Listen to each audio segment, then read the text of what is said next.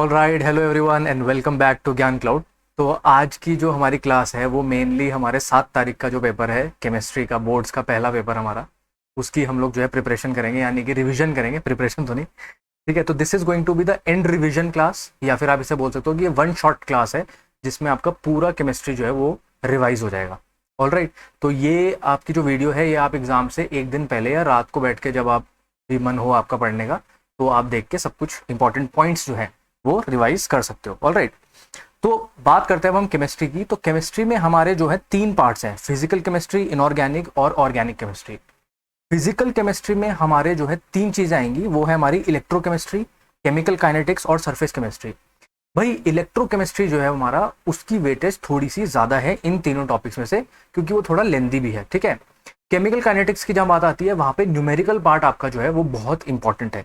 Thirdly surface chemistry में कुछ differences हैं जो हम पढ़ेंगे, वो आप नोट डाउन कर लीजिएगा और रिवाइज करके चले जाना, क्योंकि बहुत से ऐसे डिफरेंसेस हैं जैसे कोलॉइडल्स में और ये सब, ये प्रीवियस ईयर बोर्ड क्वेश्चंस भी हो चुके हैं पहले। ठीक है, इनऑर्गेनिक केमिस्ट्री की जहां तक बात करते हैं तो वहां पे हमारी 2 चीजें आती हैं। पहला है डीएनएफ ब्लॉक, जिसमें से मेनली आपके रीजनिंग क्वेश्चंस जो हैं उनके आने की प्रोबेबिलिटी बहुत ज्यादा है। कोऑर्डिनेशन कंपाउंड्स में आपकी नेमिंग और ये सब थ्योरीज जो है वो इंपॉर्टेंट होगी, जो कि हम रिवाइज करेंगे। और थर्डली और मेजरली जो हमारा ऑर्गेनिक केमिस्ट्री है, जिससे बहुत से बच्चे जो है वो डरते हैं, लेकिन बहुत आसान है ऑर्गेनिक केमिस्ट्री। कुछ ऐसी रिएक्शंस हैं, प्रोसीजर्स हैं जो मैं आपको बताऊंगा, अगर आप वो भी पढ़ के चले गए तो आपके बोर्ड के एग्जाम्स में काफ़ी अच्छे मार्क्स आने के चांसेस हो जाएंगे। ठीक है, तो ऑर्गेनिक केमिस्ट्री से डरना नहीं है। ठीक है, बाकी पेपर को कैसे सॉल्व करना है वो सब चीज़ें मैं आपको बताऊंगा इसकी अगली वीडियो में। ठीक है, तो स्टे ट्यून्ड। अब आगे चलते हैं हम लोग। पहला टॉपिक है हमारा इलेक्ट्रोकेमिस्ट्री। ठीक है, इलेक्ट्रोकेमिस्ट्री के जो इंपॉर्टेंट टॉपिक्स है उनमें से सबसे पहला जो इंपॉर्टेंट टॉपिक है वो है हमारा इलेक्ट्रोकेमिकल या गैल्वेनिक या वोल्टेइक सेल, जो सबसे बेसिक चीज है।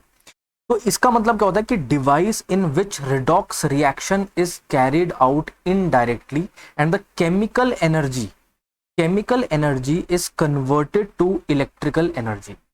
जब भी हमारी केमिकल एनर्जी इलेक्ट्रिकल एनर्जी में कन्वर्ट कर रही है, उसमें कुछ रिएक्शंस हो रही हैं, रिडॉक्स रिएक्शंस। अब रिडॉक्स का क्या मतलब होता है? जिसमें ऑक्सीडेशन भी हो रहा है और रिडक्शन भी होता है।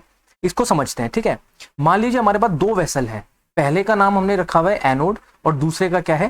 कैथोड। एनोड में हमारा क्या है? जिंक है। ठीक है, जिंक किस में है? Solution containing a salt of zinc, यानी कि जिंक मेटल एक ऐसे सॉल्यूशन में डिप्ड है जिसमें ऑलरेडी क्या है? सॉल्यूशन ऑफ जिंक है। उसको हमने कनेक्ट किया कॉपर से। ठीक है, कॉपर किस में है? A solution containing salt of copper होना चाहिए। ऑल राइट, और इनको हमने कनेक्ट किया सॉल्ट ब्रिज से। ठीक है, तो हमारे इलेक्ट्रॉन्स जो हैं वो जिंक से निकल के कॉपर में जाएंगे, वो हम देखेंगे कैसे। ठीक है, मान लेते हैं हमारे पास यही डायग्राम है। इसका जो रिडक्शन हाफ सेल होगा, रिडक्शन हाफ सेल का मतलब क्या हुआ? हमारा कैथोड। उसमें कॉपर जो है वो इलेक्ट्रॉन्स गेन कर रहा है। कैसे भाई? जिंक से हमारे इलेक्ट्रॉन्स जा रहे हैं, ये किस में जा रहे हैं? कॉपर में जा रहे हैं। ठीक है, कॉपर क्या कर रहा है? इलेक्ट्रॉन को गेन कर रहा है। तो यानी कि इसमें क्या हो रहा है? हमारा रिडक्शन हो रहा है। जब भी इलेक्ट्रॉन्स गेन हो रहे हैं तो हम क्या कहेंगे? रिडक्शन हो रहा है। और ये किस में हो रहा है? हमारा कैथोड में हो रहा है। All right, oxidation half cell की जहां तक बात आती है तो वो कहां हो रहा है? हमारा एनोड में हो रहा है, यानी कि इसमें हो रहा है। ठीक है, तो जिंक क्या कर रहा है? हमारे इलेक्ट्रॉन्स दे रहा है, और कॉपर क्या कर रहा है? इलेक्ट्रॉन्स ले रहा है। तो जो इलेक्ट्रॉन्स देगा दैट इज ऑक्सीडेशन रिएक्शन, जब लेंगे हम इलेक्ट्रॉन्स तो दैट इज रिडक्शन रिएक्शन। अब इन दोनों के बीच में जो एक इंपॉर्टेंट क्वेश्चन आता है आपके बोर्ड्स एग्जाम में, वो आता है कि what is the function of salt bridge. ठीक है, तो सॉल्ट ब्रिज का जो सॉल्ट ब्रिज होता है उसका फंक्शन ये होता है कि it completes the electrical circuit, यानी कि ये जो 2 वेसल्स हैं, यानी कि जो कैथोड है और एनोड है, ये इन दोनों को कनेक्ट करने के काम भी आता है। Secondly, it separates the cathode from anode. Cathode और एनोड को सेपरेट करके हम ज्वाइन करते हैं सॉल्ट ब्रिज से। It maintains the diffusion of ions from one electrode to another. All right, third point है हमारा, it maintains the electrical neutrality of the cell. तो 3 पॉइंट हो गए हमारे। पहला पॉइंट क्या है? कि it completes the electrical circuit. दूसरा है कि it separates the cathode from anode. और थर्ड है हमारा, it maintains the electrical neutrality of the cell. All right, अब हमारे पास आती है एक बहुत ही इंपॉर्टेंट टर्म, वो है हमारा इलेक्ट्रोकेमिकल सीरीज। तो इलेक्ट्रोकेमिकल सीरीज क्या होती है? The arrangement of elements in order of increasing reduction potential values is called electrochemical series. ठीक है, तो जब हमारा मान लो एक एलिमेंट है, मान लो एक्स है, ऑल राइट, हम उसको मानते हैं कि एक एक्स एलिमेंट है और वो कुछ n प्लस से x बन रहा है, यानी कि इलेक्ट्रॉन्स गेन कर रहा है, तो उसको हम क्या बोलेंगे? Reduction potential value. तो इसकी जो ई नॉट यानी कि रिडक्शन पोटेंशियल जो वैल्यू आएगी, उसको हम बोल देते हैं कि that is called reduction potential value. अब इसी रिडक्शन पोटेंशियल वैल्यू को जब हम इंक्रीजिंग ऑर्डर में लिखेंगे तो उसको हम क्या बोल देते हैं? Electrochemical series. ऑल राइट, जब हम उसे इंक्रीजिंग ऑर्डर में लिख देंगे तो उसे क्या बोल देंगे हम लोग? Electrochemical series. All right, next topic चलता है कि इलेक्ट्रोड पोटेंशियल क्या होता है। लेकिन हमारा इलेक्ट्रोड पोटेंशियल क्या है? Potential difference between the metal and solution of its own ions, उसको हम बोल देते हैं इलेक्ट्रोड पोटेंशियल। फॉर एग्जाम्पल मैं बोलूं कि ई एक्स एन प्लस से हमारा एक्स बन रहा है, तो यही क्या होगा? हमारा इलेक्ट्रोपोटेंशियल, यानी कि the potential difference between the metal और सॉल्यूशन ऑफ इट्स आयंस। जो मेटल और solution of its own ion के बीच में पोटेंशियल होगा, उसी को हम क्या बोल देते हैं? Electrode potential. अगर मान लो ये ई एक्स एन प्लस से एक्स बन रहा है, ई एक्स एन प्लस से ये एक्स बन रहा है, तो ये होगा रिडक्शन पोटेंशियल। अगर ये ई एक्स से एक्स एन प्लस हो रहा है तो हम इसे ऑक्सीडेशन पोटेंशियल भी बोल देते हैं, क्योंकि इस केस में क्या हो रहा है? लॉस ऑफ इलेक्ट्रॉन्स हो रहा है। ऑलराइट, आई होप आपको ये बात समझ में आ रही हो। अगर हम रिडक्शन हाफ सेल की बात करते हैं यहाँ पे, तो रिडक्शन हाफ सेल हमारा कैसे होगा? अब हमारे पास क्या था? यहाँ पे जिंक था, इसमें क्या था हमारा? कॉपर। ये क्या था हमारा? एनोड। This was cathode. ठीक है, एनोड में हमारी क्या रिएक्शन हो रही थी? वो हमारी हो रही थी Zn से Zn2 प्लस 2 इलेक्ट्रॉन। कैथोड में हमारी क्या रिएक्शन हो रही थी? Cu2 plus 2 electrons giving Cu। All right, जब हम इसको ऐड करेंगे, जब हम इसको क्या करेंगे? ऐड करेंगे, तो हमारा क्या आएगा? 2 इलेक्ट्रॉन से 2 electron cancel. All right, Cu2 plus आ जाएगा हमारा, Cu हमारा इस साइड आएगा, जिंक इधर आएगा और Zn2 प्लस इधर आएगा। तो ये हमारी एक क्या हो गई? रिएक्शन हो गई इसकी, इलेक्ट्रोड्स की। ठीक है, आपको समझ में आ गई बात? ठीक है, अब स्टैंडर्ड इलेक्ट्रोड पोटेंशियल क्या होता है वो भी हमें जानना बहुत जरूरी है। इलेक्ट्रोड पोटेंशियल 25 डिग्री सेल्सियस पे 1 बार प्रेशर पे, और जब कंसंट्रेशन आपकी 1 मोलर होगी, तब हम बोलेंगे कि उस समय पे इलेक्ट्रोड पोटेंशियल, यानी कि the potential difference between the metal ion और द मेटल, उसके बीच का जो इलेक्ट्रोड पोटेंशियल होगा, इस कंडीशन में उसको हम बोलते हैं स्टैंडर्ड इलेक्ट्रोड पोटेंशियल। नेक्स्ट हम चलते हैं कि हम लोग एक सेल को जो है रिप्रेजेंट कैसे करेंगे। ठीक है, अब हमने इसकी रिएक्शन तो लिख दी, लेकिन रिप्रेजेंटेशन करने के लिए हम लेते हैं कि Zn से Zn2 प्लस जा रहा है यहाँ पे, देखो। ठीक है ना, तो इधर हम लोग लिखेंगे एनोड की रिएक्शन और इधर हम लिखेंगे कैथोड की रिएक्शन। जो डबल लाइन है वो आपका सॉल्ट ब्रिज को भी सिग्निफाई कर रहा है एक तरीके से। ठीक है, Zn से आप कहां गए? Zn2 प्लस गए, क्योंकि इस केस में क्या था हमारा? एनोड था। ठीक है, और Cu2 प्लस से आप कहां गए थे? Cu पे, क्योंकि इस केस में हमारा क्या था? कैथोड था। कैथोड के केस में आपका क्या हुआ है? रिडक्शन, और एनोड के केस में हमारा क्या हुआ है? ऑक्सीडेशन। तो इस तरीके से आप अपने सेल को रिप्रेजेंट कर दोगे कि Zn से जो है इलेक्ट्रॉन्स निकल कर कॉपर में जा रहे हैं, तो जिस वजह से हमारा क्या हो रहा है? इलेक्ट्रॉन का जहां फ्लो होगा उसके अपोजिट ही हमारा करंट का फ्लो होगा, यानी कि current will flow on copper electrode, यानी कि कैथोड से एनोड जो है हमारा करंट जाएगा। ऑल राइट, नेक्स्ट टॉपिक हम लोग चलते हैं। अब नेक्स्ट टॉपिक क्या है हमारा कि कैसे हम लोगों को जो है ईएमएफ निकालना है, यानी कि इलेक्ट्रोड पोटेंशियल पूरा कंबाइंड सेटअप का जो है इलेक्ट्रोड पोटेंशियल, यानी कि ईएमएफ कैसे निकलेगा। तो ईएमएफ कैसे निकलेगा वो अब हम लोगों को जानना है। तो ईएमएफ की वैल्यू होती है, वो होती है E naught cathode minus E naught anode. अब सेल रिप्रेजेंटेशन में इसको हम लोग राइट और इसको हम लोग लेफ्ट भी बोल सकते हैं।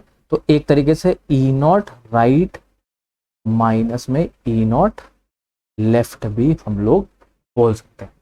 Alright, that is the EMF of the cell. पूरे सेल का जो ईएमएफ है, इलेक्ट्रोमोटिव फोर्स, उसको हम बोलेंगे E naught right minus E naught left, यानी कि कैथोड माइनस एनोड।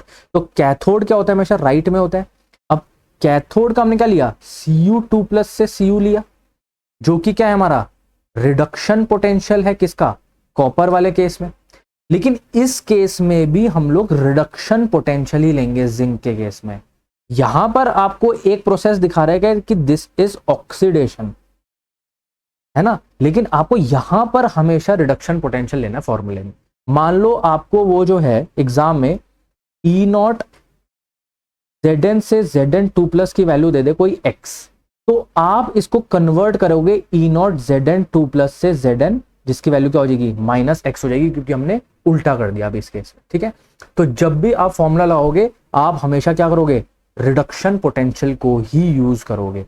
ऑलराइट, तो दोनों केस में क्या हमारा रिडक्शन पोटेंशियल यूज हो रहा है।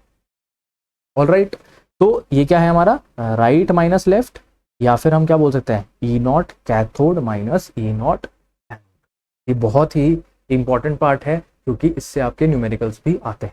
ऑलराइट, नेक्स्ट हम चलते हैं, if different concentration is given. मान लो अगर आपके पास कोई सेल है जिसमें कंसंट्रेशन की वैल्यू जो हो रही है वो वेरी हो रही है, उस केस में आपका गेम में आ जाता है नर्नेस्ट इक्वेशन, जो कि बहुत ही इंपॉर्टेंट रोल प्ले करता है। ठीक है, तो फॉर जनरल इलेक्ट्रोड, मान लो अगर हम Mn2 प्लस में हमने n इलेक्ट्रॉन ऐड किया और m आया हमारे पास, ये क्या एक तरीके से रिडक्शन हो रहा है। ऑलराइट, तो उस केस में नर्नेस्ट इक्वेशन क्या होगी, EMn plus m equals to E naught minus RT upon NF ln m upon mn plus, जिसमें R क्या है हमारा गैस कांस्टेंट, ठीक है, T क्या है हमारा टेम्परेचर, F क्या है हमारा फैराडे कांस्टेंट, जिसमें फैराडे कांस्टेंट की वैल्यू क्या है 96500 कूलम पर मोल। ऑलराइट, और n क्या है हमारा number of moles of electron की जो बात हो रही है, यानी कि दिस वैल्यू। ऑलराइट, तो नर्नेस्ट इक्वेशन क्या हुई हमारी, EMn plus m equals to E naught, यानी कि this is the standard potential, standard potential minus में RT upon NF ln m upon में mn प्लस। अब ये क्या है, लॉग बेस e है। ऑलराइट, जब हम r की वैल्यू पुट करेंगे 8.314, t की वैल्यू पुट करेंगे 298 केल्विन, और क्या है f की वैल्यू पुट करेंगे 96500, तो हमारा जो इक्वेशन वो जो जब हम इसे सॉल्व करेंगे तो कैलकुलेशन आएगी 0.059 अपॉन n, और ln को हम कन्वर्ट करेंगे कैसे 2.303 लॉग में, तो क्या आ जाएगा log AC, C is the equilibrium constant. Alright, तो इक्विलिब्रियम के केस में वो बोल रहा है, क्या बोल रहा है वो इक्विलिब्रियम के केस में, कि इक्विलिब्रियम के केस में ई नॉट सेल जो होगा वो आपका होगा 0.059 लॉग KC, जिसमें KC क्या है हमारा इक्विलिब्रियम कांस्टेंट। ऑलराइट, तो R की वैल्यू पुट करेंगे, T की वैल्यू पुट करेंगे, F की करेंगे, इसको लॉग 2.303 से मल्टीप्लाई करके 10 की बेस आ जाएगा। अब ये this is base 10, but this is what, this is base E। Alright, तो नर्नेस्ट इक्वेशन हमें याद रखनी है दिस। ओके, अब हम चलते हैं आगे कि अगर मान लो हमारे पास अब एक सेल की रिएक्शन है, तो उस केस में हमारी नर्नेस्ट इक्वेशन क्या होगी वो हमें सीखनी है। मान लीजिए सेल की रिएक्शन है कि AABB, these are what, these are the reactants, and what are these are the product। Alright, तो जब भी हम रिएक्टेंट से प्रोडक्ट बना रहे हैं उनका कोई कोएफिशिएंट है AABB, तो E सेल क्या होगा अब इस केस में, E नॉट सेल सेम रहेगा हमारा 0.059 अपॉन में n, ठीक है, लॉग ऑफ। अब इस केस में क्या होगा, प्रोडक्ट की पावर में क्या है उनका कोएफिशिएंट अपॉन में रिएक्टेंट की पावर में उनका स्टोइचोमेट्रिक कोएफिशिएंट, ठीक है, यानी कि m की पावर क्या हो जाएगी m, n की पावर क्या हो जाएगी n अपॉन a की पावर a और b की पावर b। ऑलराइट, तो नर्नेस्ट इक्वेशन आपको समझ में आ गई हो आई होप, ठीक है। तो अब हमारा नेक्स्ट क्या है, मान लो हम एक एग्जाम्पल लेके देखते हैं, उससे हमें और अच्छे से चीजें समझ में आएंगी। मान लो हमारे पास दो वेसल दोबारा से हैं, दो सेल, एक में Ag वाला है और एक हमारा कॉपर वाला है, जिसमें हमने, दोबारा से मैं इसको लिखता हूँ, इधर की साइड में कॉपर लिख देता हूँ और इधर Ag, because this will be our cathode and this will be our anode. अब कॉपर से हमारे इलेक्ट्रॉन्स जा रहे हैं एनोड की तरफ और कैथोड की तरफ, Ag की तरफ, और करंट की डायरेक्शन क्या होगी हमारी, कुछ इस तरफ होगी। ऑलराइट, तो एग्जाम्पल में हमारा क्या है कि जब हमारा Ag प्लस क्या लेगा, इलेक्ट्रॉन लेगा, तो वो क्या बनाएगा, Ag बनाएगा। ठीक है, कॉपर हमारा क्या दे रहा है, इलेक्ट्रॉन्स दे रहा है, लेकिन ये कितने दे रहा है, 2 इलेक्ट्रॉन्स दे रहा है। तो हम इसको इधर भी बैलेंस कर देंगे 2 इलेक्ट्रॉन से, तो हमारे एक कॉपर के इलेक्ट्रॉन से, एक कॉपर जब चेंज होगा उसका आयन में, तो हमारे पास Ag डेवलप होंगे 2 मोल। ऑलराइट, समझ में आ गई बात। ठीक है, तो इस केस में अब हमारा जो नर्नेस्ट इक्वेशन होगी वो कैसे लगेगी, वो होगी E cell equals to E naught cell minus 0.059 upon में n। n की वैल्यू हमारी क्या होगी 2, क्योंकि कितने इलेक्ट्रॉन्स यूज हो रहे हैं, 2 इलेक्ट्रॉन्स हो रहे हैं। लॉग ऑफ क्या चीज, प्रोडक्ट अपॉन में रिएक्टेंट। ठीक है, तो अब हमारे इसमें प्रोडक्ट क्या है, हमारे प्रोडक्ट है हमारे Ag, उसकी पावर क्या होगी 2, क्योंकि इसका कोएफिशिएंट 2 है, और कॉपर जिसकी कोएफिशिएंट क्या है 1, तो पावर लिखने की जरूरत ही नहीं है। रिएक्टेंट के केस में क्या होगा हमारा, Ag प्लस की पावर 2 और कॉपर। आई होप आपको बात समझ में पूरी क्लियर हो गई हो। ठीक है, अब मान लेते हैं हम कि अगर हमें ई सेल निकालना है, जब हमारी कंसंट्रेशन ऑफ मेटालिक आयन, वो क्या है, मेटल, वो हमारा 1 है, यानी कि ये भी 1 मोल है और हमारा ये भी क्या है 1 मोल है। तो इस केस में हमारा ई सेल क्या हो जाएगा, ई नॉट सेल माइनस 0.059 अपॉन में 2 log of Cu2 plus upon में Ag प्लस का square. Okay, Cu2 plus upon Ag plus का, ये क्या हो जाएगा आपका स्क्वायर। ओके, तो जब भी 1 मोलर कंसंट्रेशन दे रखा हो, तो उस केस में आप इनको यानी कि मेटल्स को जो है वो कैंसल आउट कर सकते हो। ओके, तो नर्नेस्ट इक्वेशन जो है वो हमारी क्लियर हो गई है। आई होप कि आप जो है इसके न्यूमेरिकल्स प्लीज ट्राई करिएगा। ठीक है, अभी हम थ्योरेटिकल पार्ट कवर अप कर रहे हैं, फॉर्मूलाज कवर अप कर रहे हैं।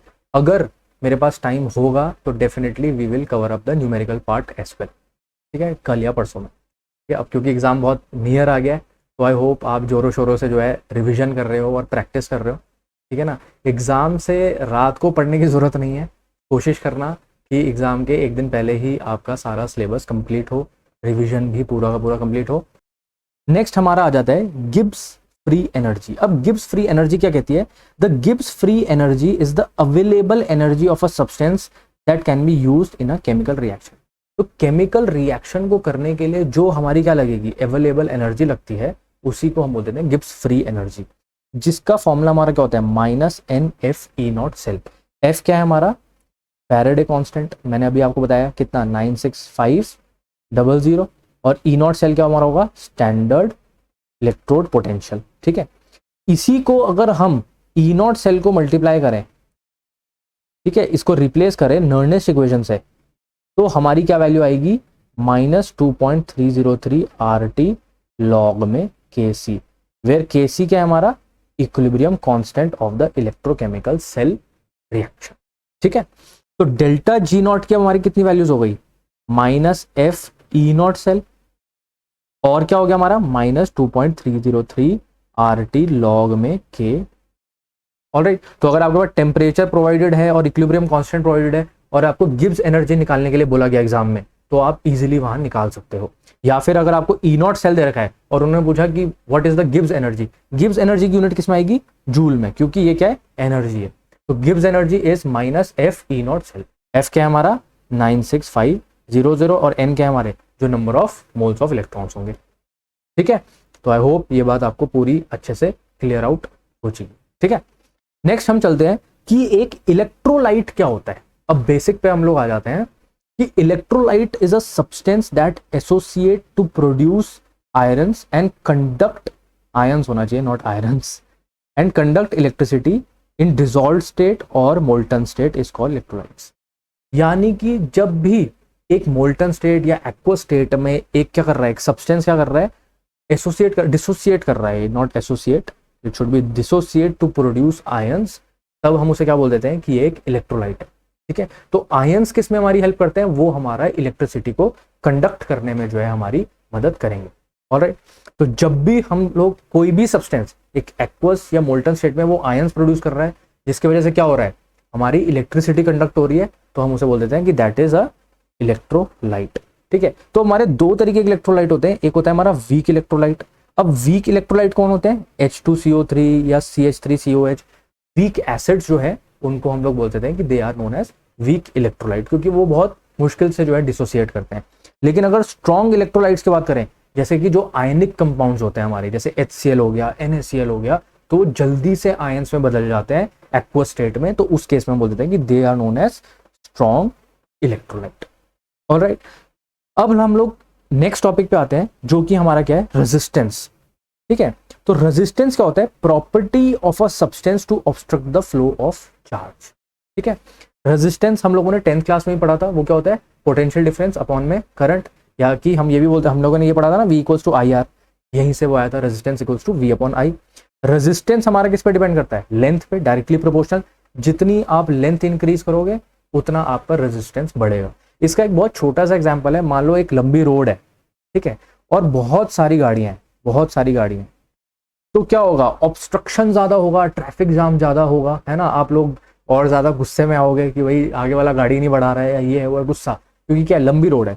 यही एक चौड़ी रोड है, मान लो जिसका एरिया जो है वो बहुत ज्यादा है, तो वहां पे क्या है, हमारा गाड़ियां जो है वो आसानी से ट्रैवल कर सकती है। जैसे 3 लेन रोड, 4 लेन रोड जो होती है हमारी, उसमें हमारा रेजिस्टेंस क्या है, कम है, यानी कि ऑब्स्ट्रक्शन कम है, ट्रैफिक जैम कम लग रहा है। तो उससे आप ये बात रिमेंबर कर सकते हो कि resistance is directly proportional to length, जितनी लेंथ बड़ी होगी उतनी रुकावट ज्यादा आएगी, लेकिन एरिया अगर हमने बड़ा कर दिया तो उस केस में क्या होगा, हमारा रेजिस्टेंस कम हो जाएगा। ठीक है, तो डायरेक्टली प्रोपोर्शनल। अब रेजिस्टेंस हमारा लेकिन किस पे डिपेंड करता है, रेजिस्टिविटी पे भी हमारा डिपेंड करता है। रेजिस्टिविटी क्या होता है हमारा, एक ये मटेरियल की प्रॉपर्टी होती है। ठीक है, फॉर एग्जांपल हमारा जो प्लास्टिक है वो क्या कर रहा है, वो करंट को अपने थ्रू कम जो है उसकी अमाउंट जा पाती है, क्यों, क्योंकि वो रेजिस्टेंस बहुत ज्यादा प्रोवाइड कर रहा है, यानी कि उसकी रेजिस्टिविटी बहुत ज्यादा है, क्योंकि वो एक इंसुलेटर हो गया, है ना। यही हमारा कॉपर हो गई, कॉपर की जैसे वायर्स होती हैं, तो उस केस में क्या है, हमारी रेजिस्टिविटी क्या है, कम है, तो रेजिस्टेंस भी, फ्लो ऑफ चार्ज को कम लगेगा, इसलिए करंट हमारा क्या होगा, ज्यादा हो पाएगा। ठीक है, तो अब इसको अगर हम सीखें तो रेजिस्टेंस क्या है, directly proportional to length, inversely proportional to area and directly proportional to resistivity. ठीक है, तो जब हम इसको कैलकुलेट करेंगे तो क्या आएगा, R equals to rho L upon में A, या फिर हम क्या बोल सकते हैं, रो यानी कि resistivity equals to RA upon में L। तो अगर आप कभी एग्जाम में भूल जाओ तो इसका एक बहुत ही इजी तरीका मैंने निकाला था कि रो क्या होगा, RA अपॉन L। तो इसको रटने का एक तरीका है, एक तरीके से कि RA क्या है, हमने यार रावण मूवी से याद किया, रावण किसकी, शाहरुख खान की मूवी थी ना एक रावण, तो वो क्या हो रही है हमारी, वो लॉस में गई थी, तो अपॉन में लॉस। तो एक तरीके से हमने न्यूमोनिक्स कर ली उसकी, ताकि जो है आपको ये चीज ग्रैस्प हो जाए, याद हो जाए। ठीक है, तो एक मतलब याद करने का तरीका है। ठीक है, तो नेक्स्ट क्या है हमारा, नेक्स्ट हमारा आ जाता है कंडक्टेंस। अब रेजिस्टेंस तो हमें पता था, लेकिन कंडक्टेंस क्या होगा, वो हमारा रेजिस्टेंस का अपोजिट होगा। तो 1 upon resistance is called conductance. Okay, conductance हमारा क्या होगा, 1 अपॉन रेजिस्टेंस। तो इसको उल्टा कर देंगे, R की वैल्यू हमने क्या निकाली थी, रो L अपॉन A, तो कंडक्टेंस क्या हो जाएगा, 1 अपॉन A रो L, यानी कि ये क्या हो जाएगा, सॉरी 1 अपॉन रो L अपॉन में A, that will be A upon में रो L। ठीक है, अब 1 अपॉन रो जो होता है वो आपका कंडक्टिविटी होता है। ठीक है, तो कंडक्टिविटी क्या होता है हमारा, 1 अपॉन में रो। ठीक है, तो conductivity is inverse of resistivity and conductance is inverse of resistance, ये बात हमें ध्यान में रखनी है। ऑलराइट, तो बहुत ही इजी चीज है। ठीक है, तो आपको याद में रखनी है कि रेजिस्टेंस जो है उसका उल्टा कंडक्टेंस, और रेजिस्टिविटी का उल्टा जो है वो कंडक्टेंस है। कंडक्टेंस को जो है हम लोग साइमन से डिनोट करते हैं, जैसे रेजिस्टेंस को हम किससे करते हैं, रेजिस्टेंस की यूनिट क्या होती है हमारी, ओम होती है, क्योंकि ओम्स लॉ की वजह से ही हमारा ये रेजिस्टेंस का कंसेप्ट आया था, तो इसलिए ओम, इसको हम ऐसे डिनोट करते हैं, या फिर हम कंडक्टेंस की जो यूनिट होती है वो साइमन होती है, जिसे हम एस से भी डिनोट कर देते हैं, ऑलराइट, कैपिटल एस से। ठीक है, तो आई होप आपको कंडक्टेंस समझ में आ गया और कंडक्टिविटी भी आपका समझ में आ गया, क्योंकि कंडक्टेंस क्या है, के ए अपॉन एल, के क्या है हमारा 1 अपॉन में रो। ठीक है, तो अगर आपको मान लेते हैं कि सिर्फ दो फॉर्मूले भी, एक फॉर्मूला भी याद है, यानी कि R equals to rho L upon A होगा, तो कंडक्टेंस क्या हो जाएगा हमारा, A upon rho into L. 1 upon rho क्या होता है, के बराबर होता है, जो कि क्या है, कंडक्टिविटी। ठीक है, तो कंडक्टिविटी हो गया, तो इसको हम कैसे कर देंगे, यहाँ पे 1 अपॉन रो को रिप्लेस करके के लिख देंगे, के ए अपॉन में एल, और के की वैल्यू क्या आ जाएगी, इसको इधर ले गए, यानी कि सी एल अपॉन में ए। और तो अगर आपको एक फॉर्मूला भी याद है तो कंडक्टेंस, कंडक्टिविटी, रेजिस्टिविटी, आप सब कुछ जो है वो कैलकुलेट कर सकते हो। तो आपको बस ये वाला फॉर्मूला याद रखने की जरूरत है, या फिर R equals to rho equals to R upon L, जो मैंने आपको अभी थोड़ी देर पहले लर्न करा दिया था। ठीक है, तो resistivity equals to resistance into area upon में लेंथ। ऑलराइट, नेक्स्ट हम लोग चलते हैं मोलर कंडक्टिविटी पे। अब मोलर कंडक्टिविटी क्या होती है कि conductivity power of all the ions produced by 1 gram mole of an electrolyte in a solution is called molar conductivity. जब भी हम 1 ग्राम मोल ऑफ इलेक्ट्रोलाइट एक सॉल्यूशन में जो है प्रोड्यूस, जो है आयन करेगा, ठीक है, यानी कि एक सब्सटेंस है वो क्या कर रहा है, एक सॉल्यूशन में आयंस प्रोड्यूस कर रहा है। ठीक है, और इसकी वजह से क्या हो रहा है, जो कंडक्टिविटी हो रही है उसको हम बोल देते हैं मोलर कंडक्टिविटी। बस ये बात हमेशा हमें ध्यान रखनी है। तो power of all the ions produced by 1 gram mole of an electrolyte in a solution is called molar conductivity. तो 1 ग्राम मोल जो है इलेक्ट्रोलाइट जो है आयंस प्रोड्यूस कर रहा है, वो आयंस जो कंडक्टिविटी कर रहा है, उसकी जो पावर है कंडक्टिविटी करने की, उसी को हम लोग क्या बोल देते हैं, molar conductivity. Alright, molar conductivity का फॉर्मूला क्या होता है, के अपॉन सी इंटू 1000। ऑलराइट, जिसमें हमारा के क्या होगा, वो हमारा होगा conductivity, C is the concentration, और इसको हमने 1000 से मल्टीप्लाई करते हैं जब कंसेंट्रेशन हमारी किसमें, ग्राम में दे रखी है। इसकी यूनिट क्या होगी, इसकी यूनिट होगी साइमन मीटर स्क्वायर मोल इन, ये याद रखना है, मीटर स्क्वायर मोल इनवर्स क्या होगी इसकी, SI, unit of molar conductivity. ठीक है, तो जब भी हमारे पास मान लो क्या दे रखा है, कंडक्टिविटी दे रखी है क्वेश्चन में, और आपको कंसेंट्रेशन दे रखा है, तो आप मोलर कंडक्टिव कैसे निकालोगे, के अपॉन सी इंटू में 1000 हमने इसलिए मल्टीप्लाई किया ताकि कंसेंट्रेशन को हम लोग जो है केजी में कन्वर्ट कर पाए। ठीक है, तो बहुत इजी था। ठीक है, नथिंग सो डिफिकल्ट। ठीक है, कुछ फॉर्मूलाज हैं जो आपको लर्न करने ही पड़ेंगे, तो इसके नोट्स भी एक बार आप बना लीजिएगा, ताकि एग्जाम की सुबह आप लोग जो है इसको एक बार रिवाइज करके एग्जाम दे दोगे, तो that would be beneficial for you. Okay, अब आ जाता है हमारा लास्ट टॉपिक ऑफ इलेक्ट्रोकेमिस्ट्री, वो है हमारा फैराडेज लॉ, जो कि बहुत इंपॉर्टेंट टॉपिक है हमारे बोर्ड्स एग्जाम के लिए। ठीक है, तो फैराडे लॉ का जो फर्स्ट लॉ है वो कहता है कि the amount of chemical reaction which occurs at any electrode during electrolysis by a current is proportional to the quantity of electricity passed through the electrolyte। ठीक है, तो जब भी हमारा कुछ अमाउंट प्रोड्यूस हो रहा है इलेक्ट्रोलिसिस करते हुए, वो हमारा डायरेक्टली प्रोपोर्शनल किसके होगा, करंट के, जो हम लोग उसके थ्रू फ्लो कर रहे हैं, इलेक्ट्रोलाइट के थ्रू। ठीक है, तो क्या बोल रहा है, the amount of chemical reaction which occurs at any electrode during electrolysis by the current is proportional to the quantity of electricity passed through the electrolyte। तो जितनी हम क्वांटिटी जो है इलेक्ट्रिसिटी वो करेंगे, पास करेंगे किसी भी इलेक्ट्रोलाइट से, तो हम बोल सकते हैं कि वो क्या होगा, हमारा उतना ही मास ज्यादा प्रोड्यूस होगा, क्योंकि m क्या हो रहा है हमारा, equals to z into I into T. I क्या है हमारा, करंट, और कितने टाइम पीरियड के लिए आप वो करंट पास कर रहे हो वो भी बहुत इंपॉर्टेंट है। ठीक है ना, मान लो आपने कितने सेकंड्स के लिए किया, मान लो आपने 100 सेकंड्स के लिए किया, 120 सेकंड्स के लिए किया, 2 मिनट के लिए किया, तो उस केस में आप बोल सकते हो कि उतना मास जो है हमारा प्रोड्यूस होगा। और Z जो होता है वो हमारा क्या होता है, इलेक्ट्रोकेमिकल इक्विवेलेंट। ऑलराइट, तो आपको first law of Faraday law वहां आ सकता है कि define what does first law of Faraday law state. तो आप लिख सकते हो कि the amount of chemical reaction which occurs at any electrode during electrolysis by a current is proportional to the quantity of electricity passed through it। अब electricity की quantity क्या होगी हमारी, वो IT से निकल जाएगी, क्योंकि Q इक्वल्स टू क्या होता है हमारा, IT होता है ना। यही तो हमारा क्या होता है, क्वांटिटी ऑफ इलेक्ट्रिसिटी, ठीक है ना, किसमें होता है, कूलम में।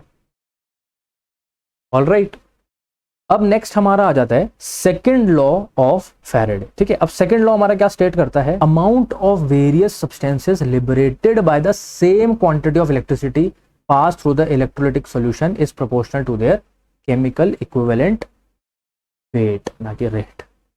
ठीक है, तो यानी कि अगर हमारे पास दो सब्सटेंस है, दो इलेक्ट्रोलाइट है, ठीक है, उसमें से भी हमने 10 एम्पियर पास किया, इसमें से भी हमने 10 एम्पियर पास किया, तो अब इसमें जो हमारा वेट था ऑलरेडी इक्विवेलेंट वेट था E1 और E2, और जो हमारा वेट निकल के आ रहा है W1 और W2 वो सेम प्रोपोर्शन में होंगे। ठीक है, यानी कि जो सब्सटेंस प्रोड्यूस होगा W1 और इसमें से क्या होगा W2, इसका इक्विवेलेंट 1 इक्विवेलेंट 2, और कांस्टेंट क्या है हमारा, कांस्टेंट हमारा है करंट। तो W1 upon W2 equals to E1 upon में E2। तो फर्स्ट लॉ का मतलब क्या था कि मास जो है वो हमारा किस पे डिपेंड करता है, करंट और टाइम पे, कितना हम करंट उसमें से निकाल रहे हैं इलेक्ट्रोलाइट में से। और सेकंड लॉ जो है वो हमारा क्या होता है कि जब amount of various substances liberated, अगर दो इलेक्ट्रोलाइट है और एक में से भी सेम करंट जा रहा है, दूसरे में से सेम करंट जा रहा है, तो जो वेट जो है लिबरेट होगा वो इक्विवेलेंट वेट के प्रोपोर्शनल होगा, यानी कि W1 upon W2 equals to E1 upon में E2। ऑलराइट, तो यहाँ था हमारा इलेक्ट्रोकेमिस्ट्री खत्म। ठीक है, हमने बहुत जल्दी जो है रिवाइज किया। ठीक है, एक बारी आप इनके न्यूमेरिकल्स भी इन फॉर्मूलाज पे ट्राई कर लीजिएगा। ठीक है, नेक्स्ट टॉपिक हमारा आ जाता है केमिकल काइनेटिक्स। अब केमिकल काइनेटिक्स क्या है, पहले हम लोग पढ़ेंगे उसमें रेट ऑफ रिएक्शन, कि रेट ऑफ रिएक्शन कैसे हम लोग निकालते हैं, क्योंकि एक बहुत ही इंपॉर्टेंट टॉपिक है। तो rate of reaction is the change of concentration of any reactant और product with time for a reaction. यानी कि अगर मान लो हमारे पास एक रिएक्शन है N2 + H2 गिविंग में NH3, ठीक है, तो कुछ N2 की अमाउंट भी घट रही है, H2 की अमाउंट भी घट रही है, और NH3 क्या हो रहा है, प्रोड्यूस हो रहा है उससे। ठीक है, N2 + 3H2 गिविंग 2NH3, इसको हम सॉल्व कर दो। ठीक है, तो N2 की अमाउंट क्या कर रही है, वो हाइड्रोजन के, यानी कि 1 मोल N2 का 3 मोल हाइड्रोजन के साथ कंबाइन करके हमें 2 मोल दे रहा है NH3। ठीक है, तो रिएक्टेंट्स क्या हो रहे हैं, वो टाइम के साथ घट रहे हैं, और प्रोडक्ट्स क्या है, वो टाइम के साथ आगे बढ़ रहे हैं। ठीक है ना, तो ये क्या हो रहा है, ये घट रहे हैं दोनों और ये बढ़ रहे हैं। तो रेट ऑफ रिएक्शन क्या होगा, delta A upon delta T, किसके लिए, A के लिए, अगर हम A की बात करें। और क्या होगा हमारे साथ साइन माइनस, माइनस क्यों होगा, क्योंकि रिएक्टेंट क्या कर रहा है, रिएक्शन में घट रहा है। ऑलराइट, B के लिए क्या होगा, माइनस डेल्टा B अपॉन में डेल्टा T। ठीक है, और C के लिए क्या होगा, पॉजिटिव में डेल्टा C अपॉन में डेल्टा T। ऑलराइट, तो टाइम के साथ कोई भी कंसेंट्रेशन क्या कर रही है, बढ़ रही है प्रोडक्ट के केस में, और घट रही है किसके केस में, A upon delta T reactant के केस में। ठीक है, तो क्या हो जाएगा हमारा A डेल्टा A अपॉन में डेल्टा T। ओके, तो अब हम लोग, और इसकी यूनिट्स क्या होती है, रेट ऑफ रिएक्शन जो है हमारा कैसे निकलता है, उसकी यूनिट्स हम देखते हैं, that is mole litre inverse second inverse. क्यों, क्योंकि कंसंट्रेशन अपॉन में क्या है, टाइम है, कंसंट्रेशन क्या होता है, मोलैरिटी, मोल पर लीटर अपॉन में सेकंड, तो मोल लीटर इनवर्स सेकंड इनवर्स क्या हो जाएगा हमारा, rate of reaction. Okay, next topic हमारा आ जाता है इंस्टेंटेनियस रेट ऑफ रिएक्शन, यानी कि the rate of change in concentration of any one of the reactant और product at a particular time. भाई एक पर्टिकुलर टाइम पे हमारा जो रिएक्टेंट या प्रोडक्ट की जो कंसंट्रेशन है वो अगर हमें बतानी है, तो वो हम कैसे निकालेंगे, इंस्टेंटेनियस रेट ऑफ रिएक्शन का यूज करके। तो मान लेते हैं हमारे पास एक रिएक्शन है A plus be giving C।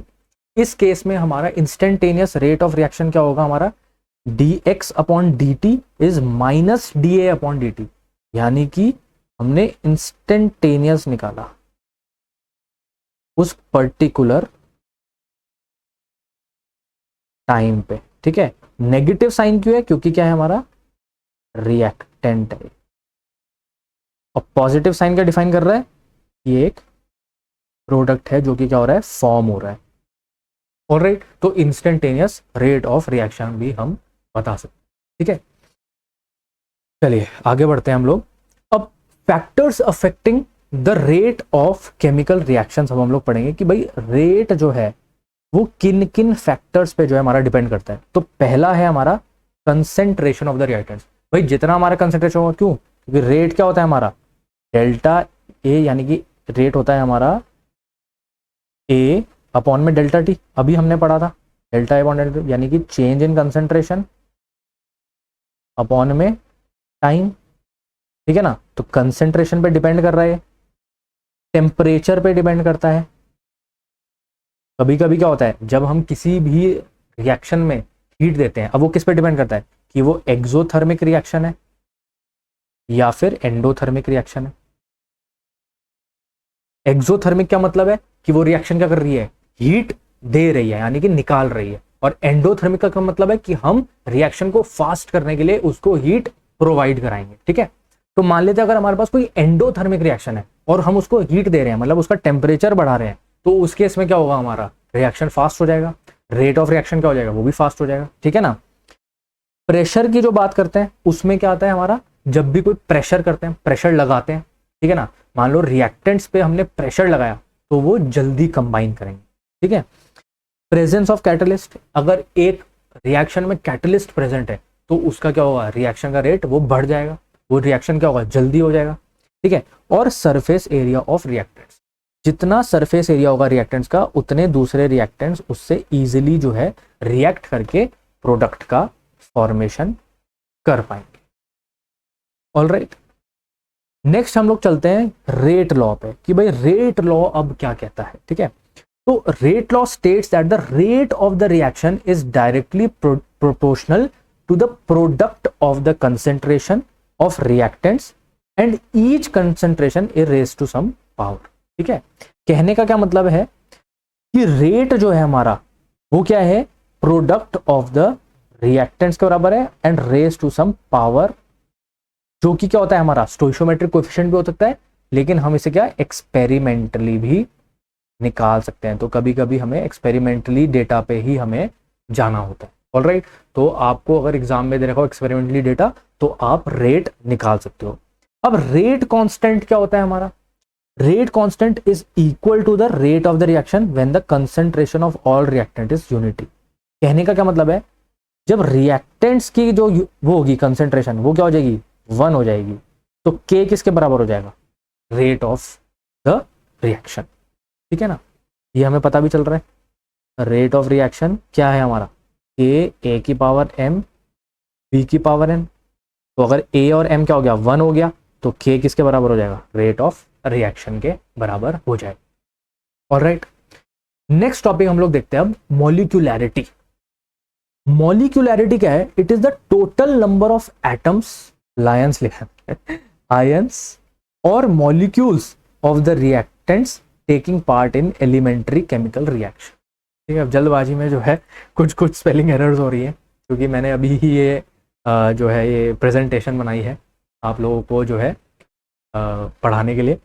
ठीक है, तो आई होप आप लोग मैनेज कर लोगे कहीं पे भी जहाँ पे स्पेलिंग एरर्स आएगी। ठीक है, लायंस। चलिए, तो मॉलिक्यूलैरिटी क्या होगा, it is the total number of atoms, ions और molecules of reactant taking part in the reaction. ठीक है, तो कितने हमारे रिएक्टेंट्स टेक पार्ट कर रहे हैं एक रिएक्शन में, वो हमारा मॉलिक्यूलैरिटी होता है। ठीक है, अभी हम इसके एग्जांपल भी देखेंगे। ऑर्डर ऑफ रिएक्शन क्या होता है, the sum of the power to which the concentration term are raised in the rate law. अब क्या है, रेट लॉ क्या होता है, A की पावर K, A की पावर M, B की पावर N। अभी हमने देखा तो M प्लस N जो होगा वो क्या होगा, हमारा ऑर्डर ऑफ द रिएक्शन। लेकिन इसमें मॉलिक्यूलैरिटी क्या होगी हमारी, वो होगी नंबर ऑफ रिएक्टेंट्स, यानी कि जब A प्लस बी सी बना रहा है तो रिएक्टेंट कितने हो गए, 2, तो मॉलिक्यूलैरिटी कितनी हो जाएगी, वो भी हमारी 2 हो जाएगी। ऑलराइट, तो the sum of the power to which the concentration terms are raised in the rate law expression is called order of reaction. अब ऑर्डर ऑफ रिएक्शन क्या होता है, वो हमारा 0 भी हो सकता है, होल नंबर भी हो सकता है और फ्रैक्शनल भी हो सकता है, लेकिन मॉलिक्यूलैरिटी हमारी हमेशा क्या होगी, एक होल नंबर होगी। ऑलराइट, इसका डिफरेंस भी अभी हम लोग आगे पढ़ेंगे। ठीक है, तो एक एग्जांपल देखते हैं। मान लो हमारे पास एग्जांपल है N2O5 gives N2O4 plus half O2, तो इसमें ऑर्डर क्या है हमारा 1, मॉलिक्यूलैरिटी भी क्या हो जाएगी हमारी 1। इस केस में क्या है हमारा, दूसरे एग्जांपल में हम देखते हैं H2O2 giving H2O plus half O2, इसमें क्या है, ऑर्डर भी 1 होगा, मॉलिक्यूलैरिटी भी 1 होगी। इस केस में क्या होगा हमारा, अब देखिए ये क्या है, HI plus HI giving H2 plus I2। ठीक है, तो जब हम इसकी रेट लॉ लिखेंगे तो वो कैसे लिखेंगे हम लोग, वो लिखेंगे हम KHI इंटू HI की पावर क्या हो गया 1 1, तो ऑर्डर क्या हो जाएगा हमारा 2 हो जाएगा, 1 प्लस में 1, और मॉलिक्यूलैरिटी कितनी होगी, वो हमारी हो जाएगी 2, क्योंकि रिएक्टेंट्स कितने हमारे पास 2 रिएक्टेंट्स है। ऑलराइट, इस केस में हमारा क्या होगा, NO plus O2 giving 2NO2। अब इस केस में भी हमारा ऑर्डर कैसे निकलेगा, अब इसमें 2 है तो ऑर्डर इज K NO की पावर 2 O2 की पावर 1, तो order comes out to be what 2 plus 1 that is 3। अगर हम मॉलिक्यूलैरिटी की बात करेंगे, लेकिन अगर हम, तो मॉलिक्यूलैरिटी इस केस में कितनी है, वो भी 3 है, क्योंकि हम कितने रिएक्टेंट्स ऐड कर रहे हैं, 2 और 1 3। ऑलराइट, लेकिन जहां पर हमारा पानी आ जाता है उस केस में हम हमेशा पानी को ऑर्डर में कंसिडर नहीं करेंगे। ठीक है, जैसे कि RCl और H2O होगा हमारा, अगर तो हम RCl को ही ऑर्डर में कंसिडर करेंगे। इसका भी रीजन है, वो अभी हमारे लिए इंपॉर्टेंट नहीं है, हमारे लिए बस ये इंपॉर्टेंट है कि हमारा ऑर्डर और मॉलिक्यूलैरिटी कैसे निकलेगा। बट मॉलिक्यूलैरिटी हमारा 2 होगा, क्योंकि नंबर ऑफ रिएक्टेंट्स जो होते हैं वो हमारे कितने हैं, 2। इस केस में भी पानी है तो क्या हो जाएगा हमारा, ऑर्डर 1 हो जाएगा, और मॉलिक्यूलैरिटी कितनी होगी 2, क्योंकि 2 रिएक्टेंट। आई होप आपको ये चीज क्लियर हो गई। ठीक है, चलिए नेक्स्ट हम चलते हैं अब हमारा जीरो ऑर्डर रिएक्शन पे। अब जीरो ऑर्डर रिएक्शन क्या होता है, वो होता है हमारा rate is equals to K R0 equals to K, unit क्या होती है, mole litre inverse second inverse. R0 क्या होगा हमारा, initial concentration. Zero order reaction के केस में हमारा ये क्या हो जाएगा, रेट इक्वल्स टू K, जो भी हमारा रिएक्टेंट होगा उसकी वैल्यू 0 हो जाएगी, क्योंकि ऑर्डर 0 है, तो रेट किसके बराबर आ जाएगा हमारा, K के बराबर है, that's why it's equal to K। और K की यूनिट क्या होती है हमारी, mole litre inverse second inverse, वो हमने अभी देखी थी। ऑलराइट, नेक्स्ट हम लोग चलते हैं दूसरे टॉपिक पे, फर्स्ट ऑर्डर रिएक्शन क्या होता है। अब फर्स्ट ऑर्डर रिएक्शन के केस में हमारा क्या होगा, K equals to 2.303 upon T log R0 upon R। इसकी डेरिवेशन भी होती है, that is also very important, but इस समय हम लोगों का रिविजन क्लास है, तो हम लोग सिर्फ और सिर्फ न्यूमेरिकल पर्पस के लिए फॉर्मूलाज को जो है वो रिवाइज करेंगे। तो K is equals to 2.303 upon T log of R0 upon R होगा, जिसमें R0 क्या है, वो हमारी होती है इनिशियल कंसेंट्रेशन। ये देखिए मैंने लिखा हुआ है इनिशियल कंसेंट्रेशन, और R क्या हमारा होता है, फाइनल कंसेंट्रेशन। ऑलराइट, नेक्स्ट हम लोग चलते हैं हमारा सेकेंड ऑर्डर रिएक्शन पे। अब सेकेंड ऑर्डर तो हमारा इजी है, कैसे, क्योंकि रेट ऑफ रिएक्शन क्या हमारा होता है, K A की पावर 1 B की पावर 1।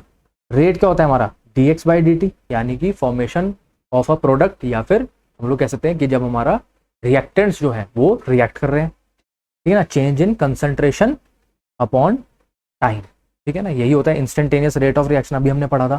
तो क्या हो जाएगा, K A की बार 1 B की बार 1, ऑर्डर इसका कितना हो जाएगा 2, कैसे 1 प्लस 1 इक्वल्स टू 2, यूनिट इसकी होती है mole inverse litre second inverse. ये बात हमेशा हमें ध्यान में रखनी है। ऑलराइट, अब हमारा एक और टर्म आता है, वो होता है हमारा स्यूडो फर्स्ट ऑर्डर रिएक्शन। अब pseudo first order reaction is not truly first order reaction but becomes first order under certain condition. जब हमारे कुछ कंडीशन होते हैं तभी हमारा स्यूडो यानी कि फर्स्ट ऑर्डर रिएक्शन बन पाता है, वरना नहीं बन पाता। कुछ टेम्परेचर प्रेशर के कंडीशंस होते हैं, ठीक है, जैसे कि inversion of sugar and acidic hydrolysis of an ester. ये हमारे दो एग्जाम्पल हैं जिस केस में हम लोग कहते हैं pseudo first order reaction. Alright, ठीक है। तो नेक्स्ट टॉपिक हमारा है half life of a reaction is the time taken for a reaction when the half of the initial value has react. यानी कि अगर हमारे रिएक्टेंट जो है वो रिएक्ट कर रहे हैं और जब आधे रिएक्टेंट रिएक्ट कर चुके हैं तब हमारा क्या होता है, हाफ लाइफ हमारा क्या होता है, वो हमारा टाइम होता है, ठीक है। तो यानी कि मान लो हमारे पास 100 ग्राम जो है रिएक्टेंट है और 50 ग्राम जो है वो रिएक्ट हो चुका है, तो 50 ग्राम को रिएक्ट होने में जितना टाइम लगेगा उसी को हम लोग क्या बोल देते हैं, half life of a reaction. Zero order reaction के केस में हाफ लाइफ क्या होती है हमारी, R0/2K। ये वैल्यू आपको याद रखनी है। अगर आपको वहां पे इनिशियल कंसेंट्रेशन दे रखा है और आपको क्या दे रखा है, रेट कांस्टेंट दे रखा है, तो आप टी हाफ निकाल सकते हो। यानी कि जीरो ऑर्डर रिएक्शन के लिए हाफ लाइफ निकाल सकते हो। फर्स्ट ऑर्डर रिएक्शन के लिए टी हाफ क्या होता है हमारा, 0.693/K। तो इसका क्या मतलब है कि टी हाफ हमारा कंसेंट्रेशन पे डिपेंड नहीं कर रहा है in case of first order reaction, वो सिर्फ और सिर्फ रेट कांस्टेंट पे डिपेंड कर रहा है। तो यानी कि T half is independent of R for first order reaction. Alright, next हम लोग अब कुछ इंटीग्रेटेड रेट लॉ भी देख लेते हैं, ये भी आपके एग्जाम में आ सकता है,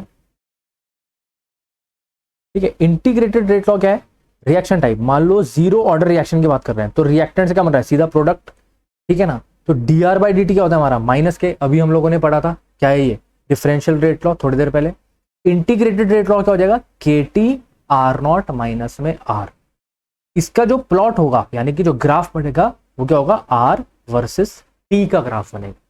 हाफ लाइफ भी अभी हमने पढ़ी, वो क्या होती है, R0/2K, ठीक है। अभी हमने पढ़ी ना हाफ लाइफ, ये देखिए R0/2K। ऑलराइट,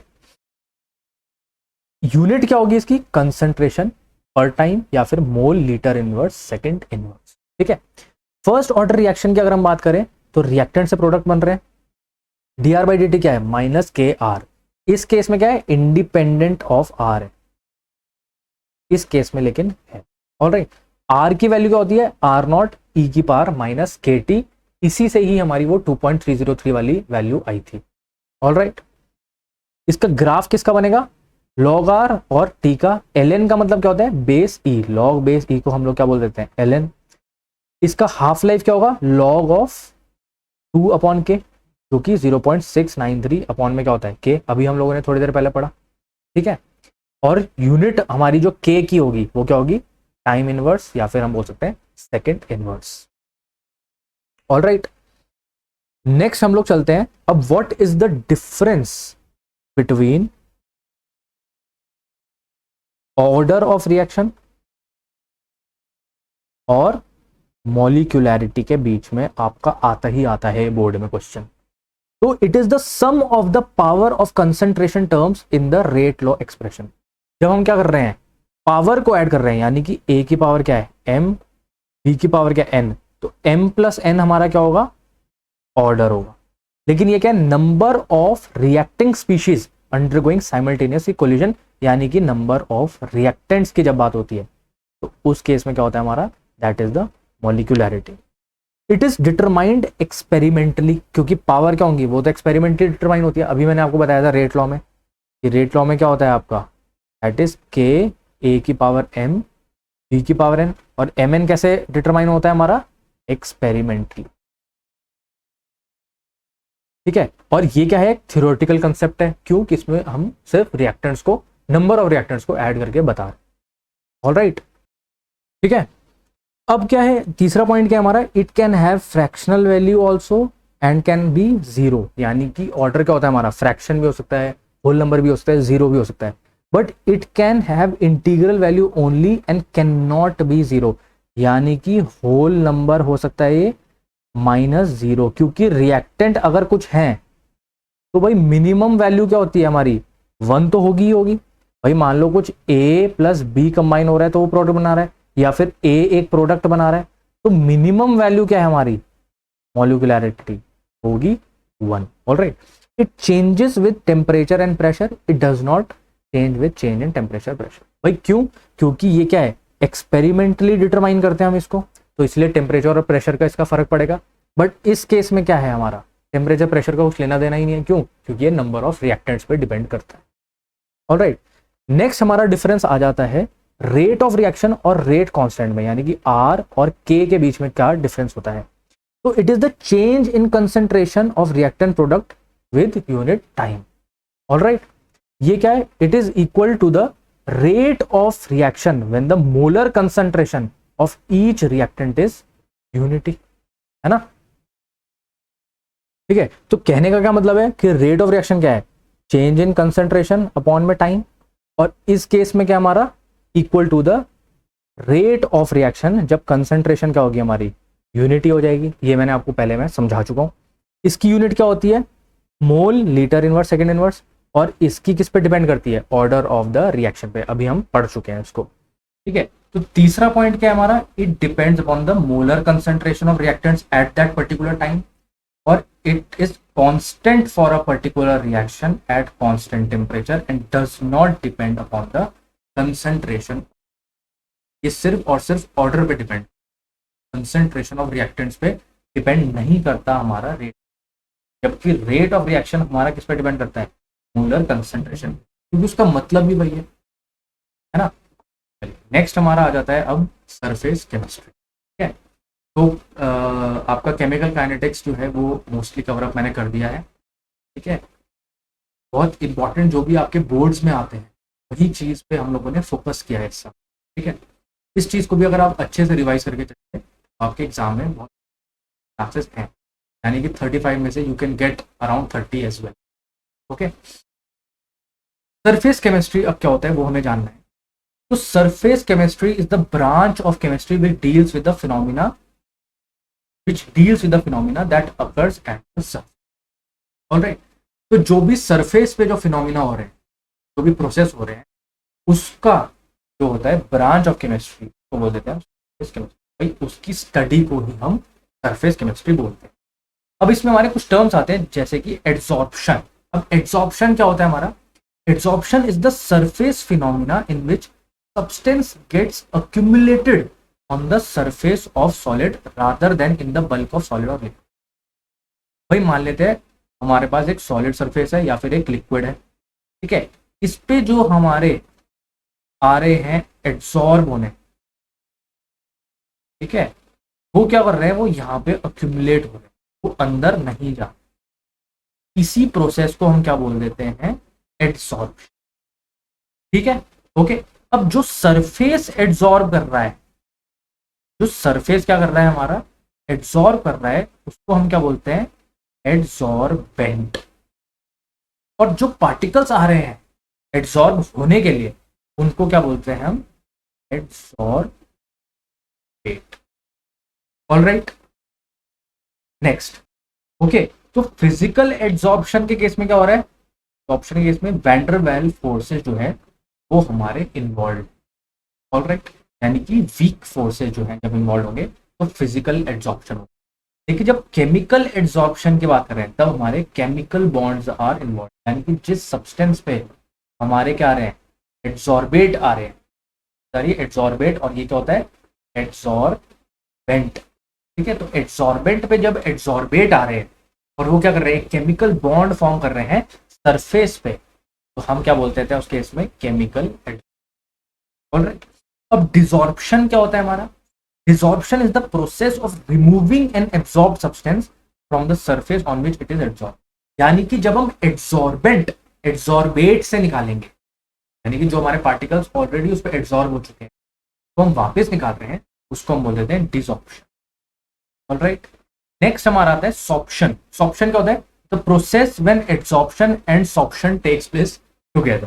ठीक है, डिसॉर्प्शन। ठीक है, जब आपका पार्टिकल्स ऐड भी हो रहे हैं और निकल भी रहे हैं सरफेस से, और ये प्रोसेस जो हो रहा है वो साइमल्टेनियसली एक साथ हो रहा है, तो उस केस में हम क्या बोल देते हैं, सॉर्प्शन। ऑलराइट, नेक्स्ट हमारा आ जाता है फ्रेंडलिश एडसॉर्प्शन आइसोथर्म। अब ये कर्व हमें क्या बताता है, it is a graph which shows the relationship between the magnitude of adsorption यानी कि x upon m and pressure. तो x अपॉन m वर्सेस में प्रेशर का जो है वो ग्राफ हो, ठीक है। उसकी वैल्यू क्या होती है, log x upon m equals to log k plus 1 upon n log p, ठीक है ना। k क्या है हमारा, कांस्टेंट, ठीक है। n number of moles, p क्या है हमारा, प्रेशर। तो जो इसका ग्राफ आएगा log x बाय m और log p का, वो स्ट्रेट लाइन आएगा कैसे, ये क्या है, y equals to mx plus c का ग्राफ है। अब अगर हम इस ग्राफ को जो है समझे ध्यान से, तो log m अपॉन x और log p का क्या है, स्ट्रेट लाइन ग्राफ। इसमें हमारा m क्या था, 1 अपॉन m, ये क्या था x, this was c and this was y, ये y equals to x plus c का तरीके से स्ट्रेट लाइन ग्राफ आ गया। यही हमें फ्रेंडलिश ने जो है एडसॉर्प्शन आइसोथर्म। ऑलराइट, नेक्स्ट हम लोग चलते हैं कोलॉइड्स पे। अब कोलॉइड्स क्या होते हैं हमारे, a heterogeneous system in which one substance is dispersed, यानी कि क्या है हमारा, एक सिस्टम है जिसमें हमारे क्या है, एक सब्सटेंस डिस्टर्ब हो रहा है, यानी कि एक मान लो पास ये है, तो हमारे पास क्या है, एक एड्सॉर्बेट, ठीक है। और क्या कर रहा है, heterogeneous system in which one substance is dispersed, dispersion phase as very fine particles into another substance called dispersion medium is known as, मान लीजिए हमारे पास dispersed phase यानी कि सॉल्यूट की हम लोग बात करते हैं। अब इसमें हमारे कुछ सॉल्यूट है और वो क्या कर रहे हैं, वो एक दूसरे से कंबाइन कर रहे हैं। जब इन्होंने कंबाइन किया तो ये क्या कर रहे हैं, इकट्ठे हो जाते हैं, ठीक है। और ये इकट्ठे होके क्या हो रहे हैं, एक डिस्पर्जन मीडियम में कोलॉइड का फॉर्मेशन कर। तो कोलॉइड्स हमारे किस बेसिस पे जो है हम लोग जो है उन्हें क्लासिफाई कर रहे हैं वो हम लोग देखेंगे अब, ठीक है। On the basis of interaction between dispersed phase and dispersion medium. Alright, तो पहला जो है वो क्या है हमारा, लायोफिलिक कोलॉइड्स और एक है लायोफोबिक कोलॉइड्स, ठीक है। सॉल्वेंट को प्यार करने वाले, यानी कि सॉल्वेंट में जल्दी जो है मिक्सअप होने वालों को, कोलॉइड्स को हम क्या बोलते हैं, लायोफिलिक। और सॉल्वेंट से डरने वालों को या हेट करने वालों को हम क्या बोलते हैं, लायोफोबिक, फोबिया मान लो एक तरीके से। ऑलराइट, फिर हमारे आ जाते हैं on the basis of particles of the dispersed phase, ठीक है। तो पहला क्या है हमारा, मल्टी मॉलिक्यूलर कोलॉइड्स। अब मल्टी मॉलिक्यूलर से ही हम लोगों को समझ में आ रहा है, तो मल्टी मॉलिक्यूलर कोलॉइड जो है contains large number of dispersed particles having diameter less than 1 nanometre to form aggregate of many molecules, ठीक है। तो ये लायोफोबिक कोलॉइड्स की हम लोग यहाँ पे बात कर रहे हैं कि large number of dispersed particles हमारे क्या कर रहे हैं, वो कोलॉइड बना रहे हैं। तो that is called multi molecular, यानी कि बहुत सारे जो है मॉलिक्यूल्स एक तरीके से कोलॉइड का फॉर्मेशन कर रहे हैं। ओके, नेक्स्ट हमारा आता है मैक्रोमोलिकुलर कोलॉइड्स। दे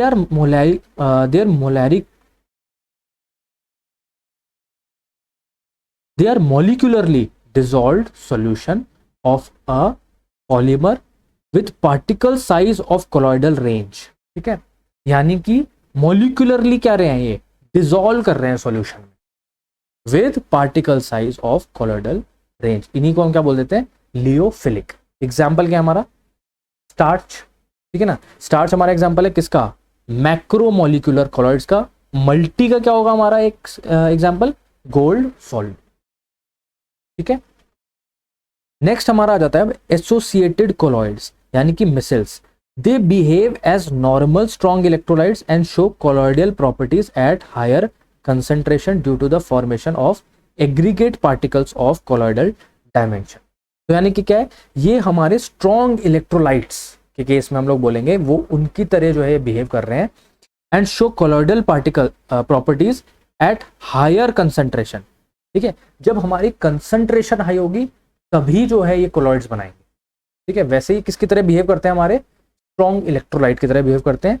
और फिर क्या हो जाएंगे, aggregate particles of colloidal dimension, यानी कि कुछ ऐसी डायमेंशन में ये लोग जो है कोलॉइड बनाएंगे जिसमें हम लोग ये कह दें कि दे आर कॉल्ड मिसिल्स। तो मिसिल्स आर दोज कंपाउंड्स जो क्या कर रहे हैं, एक स्ट्रॉन्ग इलेक्ट्रोलाइट की तरह बिहेव कर रहे हैं, बट जब हम उनकी कंसंट्रेशन ज्यादा कर देते हैं तो वो कोलॉइड्स बना देते हैं। ऑलराइट, नेक्स्ट हम लोग सीखेंगे अब प्रॉपर्टीज ऑफ कोलॉइड्स, यानी कि ब्राउनियन मूवमेंट की बात करते हैं हम लोग। तो the zigzag movement when seen under powerful microscope. ठीक है, जब भी हम एक पावरफुल माइक्रोस्कोप के अंडर कोलॉइड्स का एक जिगजैग मूवमेंट जो है वो ऑब्जर्व करते हैं। ऑल राइट, तो मान लीजिए एक सॉल्यूशन है, ठीक है, उसमें क्या है, हमारे कुछ कोलॉइड्स हैं, ठीक है, तो वो क्या करेंगे, एक दूसरे से टकरा रहे हैं, तो ये क्या है, एक जिगजैग जो है मोशन में हम लोग इनको ऑब्जर्व कर रहे हैं, इसी को हम लोग क्या बोल देते हैं, Brownian movement. All right, next है हमारा टिंडल इफेक्ट। तो scattering of light by the colloidal particles, इस फिनोमिना हमको हम बोलते हैं टिंडल इफेक्ट। टिंडल इफेक्ट जो है वो काफी ज्यादा ये टिंडर से जो है वो हो रहा है, टिंडर इफेक्ट नहीं है ये, this is called Tyndall effect. तो एक लाइट सोर्स है हमारा, मान लो, ठीक है, इसमें से लाइट जा रही है और जो कोलॉइडल पार्टिकल है वो क्या कर रहा है, लाइट को स्कैटर कर रहा है। इसको हम किसके थ्रू जो है देखेंगे, माइक्रोस्कोप के थ्रू हम लोग ऑब्जर्व कर सकते हैं, क्योंकि बहुत छोटे होते हैं, नैनोमीटर्स में होते हैं। ठीक है, इसी को क्या बोल देते हैं हम, टिंडल इफेक्ट। ये क्या है, कोलॉइडल सॉल्यूशन। ऑलराइट, अब इलेक्ट्रोफोरेसिस क्या होता है, electrophoresis is the movement of colloidal particles toward one of the electrode on passage of electricity through the colloidal solution. ठीक है, यानी कि जब हम एक कोलॉइडल सॉल्यूशन में इलेक्ट्रिसिटी पास करेंगे तो क्या होगा, मूवमेंट ऑफ कोलॉइडल पार्टिकल्स होगा from one electrode to another, इसी को हम क्या बोल देते हैं, इलेक्ट्रोफोरेसिस। ठीक है, अब हार्डी-शुल्ट्ज रूल क्या बताता है हमारा, हार्डी-शुल्ट्ज रूल जो है वो हमारा ये बताता है कि opposite charge ions are effective for coagulation. जब हम कोएगुलेशन करेंगे, कोलॉइड्स बनाएंगे, तब अपोजिट चार्ज जो है हमारे आयंस जो है वो ज्यादा इफेक्टिव माने जाते हैं, क्योंकि वो जल्दी अट्रैक्ट कर रहे हैं एक दूसरे को। The coagulating power of electrolyte increases with increase in charge on ion used for electron coagulation. अब जब हम चार्ज को बढ़ाएंगे, जैसे पॉजिटिव बढ़ाया, नेगेटिव बढ़ाया, तो उतना ज्यादा उनके बीच में अट्रैक्शन होगा, उतना ज्यादा क्या होगा, कोएगुलेशन होगा। ऑलराइट, तो दो फैक्टर्स पे हमारा कोएगुलेशन डिपेंड करता है। पहला कि पॉजिटिव और नेगेटिव हो तो ज्यादा जल्दी कोएगुलेट करेगा, और अगर उनका आयन यानी कि चार्ज जो है उनका बढ़ जाएगा, तब भी हम बोलेंगे कि coagulation process takes faster. Alright, तो कोएगुलेशन वैल्यू जो होती है that is inversely proportional to coagulation power. तो जितनी कोएगुलेशन पावर ज्यादा होगी, हम लोग उस केस में कोएगुलेशन वैल्यू जो है वो हम कम डिनोट करते हैं। ठीक है, अब हमारा डिफरेंस हम लोगों को देखना है, ट्रू सॉल्यूशन, कोलॉइड्स और सस्पेंशंस में हमारा क्या फर्क होता है। ट्रू सॉल्यूशन जो होते हैं हमारे होमोजीनियस होते हैं, colloids it appears to be homogeneous but ये हेट्रोजीनियस, दिखता नहीं है इनमें लेकिन ये होता है हेट्रोजीनियस है। ठीक है, सस्पेंशंस क्या होते हैं, these are heterogeneous. Okay, it's particle size is less than 1 nanometre, इसका क्या है 1 नैनोमीटर से 1000 नैनोमीटर, और इसका 1000 नैनोमीटर से बड़ा। ठीक है, it passes through filter paper and membrane, बहुत आसानी से फिल्टर पेपर से पास हो जाएगा।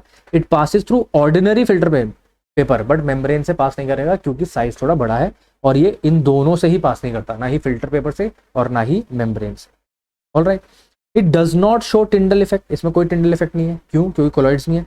ये जो है आपका टिंडल इफेक्ट शो करेगा, क्योंकि टिंडल इफेक्ट क्या होता है, हमारा स्कैटरिंग ऑफ लाइट है ना, तो स्कैटरिंग ऑफ लाइट शो करता है। इसमें क्या है हमारा, does not show Tyndall effect appreciably, इतना ज्यादा स्कैटर नहीं करता, क्योंकि हमारा सस्पेंशन बहुत गाढ़ा होता है। ठीक है, क्योंकि उसका पार्टिकल साइज बहुत ज्यादा है। ठीक है, it has higher value of colligative property, colligative property हम लोगों ने सॉल्यूशंस में पढ़ चुके हैं हम लोग अपना टर्म 1 में।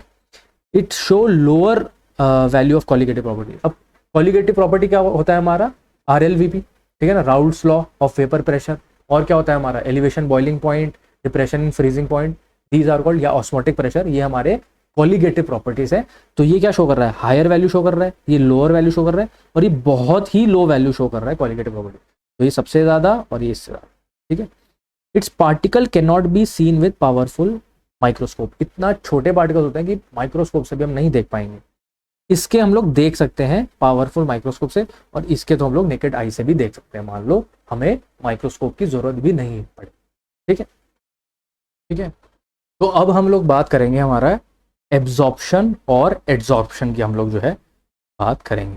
ठीक है, तो एब्जॉर्प्शन क्या होता है? It is a process by which atoms, molecules और आयंस एंटर द बल्क।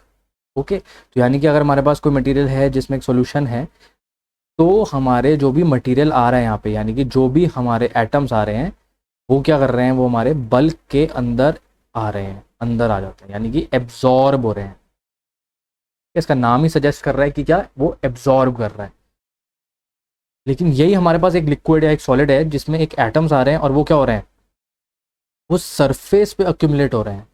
तो उस केस में हम लोग क्या करते हैं, वो क्या है, एड्जॉर्प्शन है। क्या है? Adsorption, that is adsorption.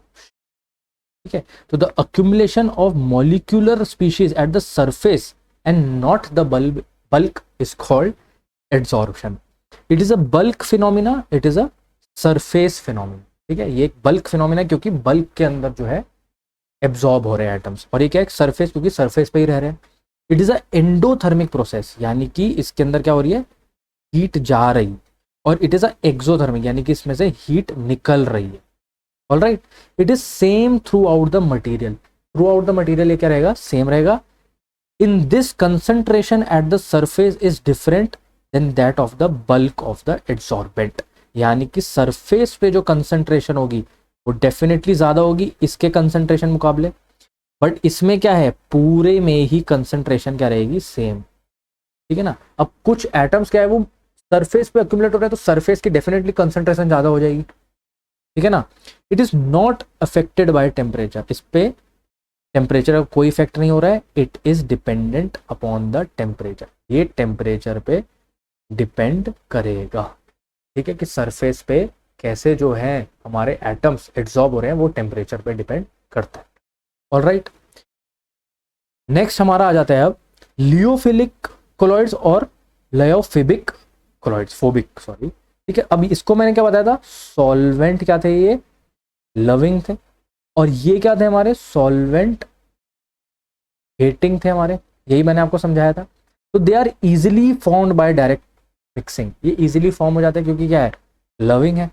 They are formed by special methods, क्योंकि हेटिंग है। ठीक है ना, जब आपको किसी से प्यार होता है तो उससे आप अपने आप आसानी से बात करने लग जाते हो। ठीक है ना, अगर आपको किसी से नफरत होगी तो आपको बात करना भी उससे बहुत जो है मुश्किल लगता है। तो सिमिलरली इस केस में भी है।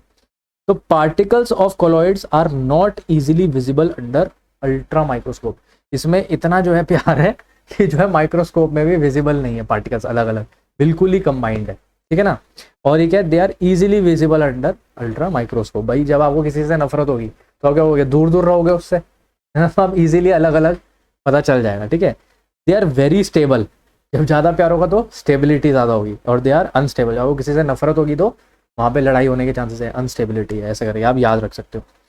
तो highly solvated and are reversible sols, तो रिवर्सिबल हो सकते हैं। ठीक है ना, बट ये हाईली सॉल्वेटेड है, मतलब बहुत जल्दी ये सॉल्वेंट से जो है वो कंबाइन कर रहे हैं। They are not solvated and are irreversible, ये इरिवर्सिबल है। ठीक है, क्योंकि कंबाइन ही नहीं कर रहे हैं। एग्जाम्पल गम्स हो गए, स्टार्च हो गए, एल्ब्यूमिन हो गया, ये जल्दी जल्दी कंबाइन कर रहे हैं। इस केस में सल्फर और आर्सेनिक सल्फाइड। ठीक है, ऑलराइट। तो यहाँ तक हमारा जो है, अब हमने फिजिकल केमिस्ट्री जो है वो कवर अप कर लिया है। ठीक है ना, तो आई होप आपको पसंद आई हो क्लास। ठीक है ना, काफ़ी मेहनत लगी ठीक है बनाने में।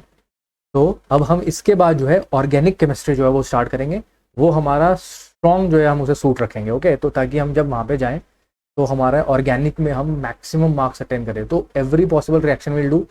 ठीक है ना, जैसे भी जितनी भी नेम्ड रिएक्शंस होंगी, जितने भी मोस्टली हम थोड़े बहुत कन्वर्जन्स भी जो है वो प्रैक्टिस करेंगे। ठीक है ना, हमारी जो फिजिकल प्रॉपर्टीज़ होती है, केमिकल प्रॉपर्टीज़ होती है, प्रिपरेशन होता है, वो सब हम लोग अब इसकी नेक्स्ट क्लास में पढ़ने वाले हैं। तो stay tuned, please subscribe to the channel and do comment. अगर आपको कोई चीज़ मुश्किल लगती है तो मैं आपको कमेंट में ही बता दूंगा। ओके, चलिए, take care, all the best, bye bye.